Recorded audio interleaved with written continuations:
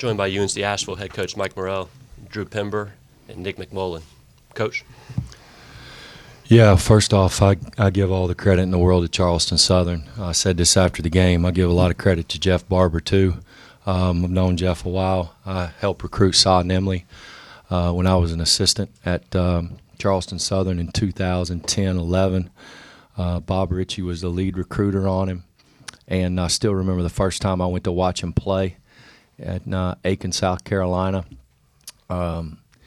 He was unbelievable. We were the only school to offer him. Bob and I were sitting right there, and his teams played like he played. Tough, chip on their shoulder. And you could argue they really deserved to win the game tonight, but I credit our guys for their response in the last 8 minutes of the game. But I thought Charleston Southern came out and just really, really dictated in the second half the style of play. And so, but in the end, like I've told these guys, our experience in moments like this can really serve us well if we will allow it to, and I thought it really did in the second half. But it wasn't easy. I thought we played pretty well, actually. We missed some shots that we normally don't, and I usually don't talk this long, but I'm really proud of Sa, and I'm really, really excited that he's got that opportunity. I am not excited to play his teams moving forward because he's a hell of a coach, and those guys play for him. And I just wanted to take a second to mention that because they played well tonight. Thanks, Coach. Brian? Mike, you mentioned the experience that these guys have and the guys that you have in your locker room. They went on that run early in the second half, and I saw where some of your bench was kind of calling to get you to call timeout, and you settled down, said no, and kept it playing. Did that experience play into that? Kinda. I'm really not a coach to really burn timeouts. I like to have them at the end of the game. We needed them at the end of the game.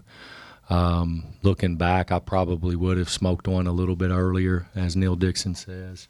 But, you know, I mean, we scored the first bucket of the second half to go up 11. And then again, you know, they got out in transition. Some of that had to do with some of the shots that we took, turnover here or there. But that's really not my style anyway. If they would score one more bucket, I would have, though. But, you know, I'm pretty convicted in that. I listen to those guys a lot. That's probably the first time that I really did it. Other questions? Thank you. Drew and Nick, can you give us the players' perspective on such an important, an experienced team when you all go down 9 about 8 minutes to go? Wait, can you say the question again? Yeah, so from the players' perspective, when you all went down 9, just what's the level of confidence in this team still at that point? I mean, we've been down before. We got a lot of experience. We got a lot of guys from different programs, and I mean, the guys here, like, we stay composed, stay together, and keep throwing punches. And I mean, we like chart rounds and stuff. Try not to hit the mat. We go down, keep our heads up, and keep trying to play together for real. Yeah, just to piggyback off what he said, I mean, I think like 85, maybe 85% of our team has been, you know, to the tournament before and has been part of winning programs. So having that experience, you know, being down, you know, having just the leadership of, you know, 1 through 20 really is very helpful, and that helped us today. Drew, one of the things that CSU's people said to me before the season was that they saw a lot of you in Tajay Kelly. Having played against him twice or 3 times now, how much of you do you see in Tajay Kelly? I can see he's a little bigger than I am. You know, he's got a lot more weight than I do, but you know, he's a really good player. I love playing against him. You know, I'll chat with him sometimes before the game. Really good kid. You know, I've seen him at the media days, and I don't have anything bad to say about him. He'll be really good, whether you know he plays the next level or wherever he ends up. He's gonna be a really good player. Coach, what would you say kind of kick-started that 20-6 run over that last part of the game for you guys? Just these guys. You know, I mean, we were not very loose other than the last 3 minutes of the first half and the last 7 minutes of the second half. Sometimes the hardest one to win in these type of situations is the first one. It's definitely the most important because you don't get the second one unless you win the first one.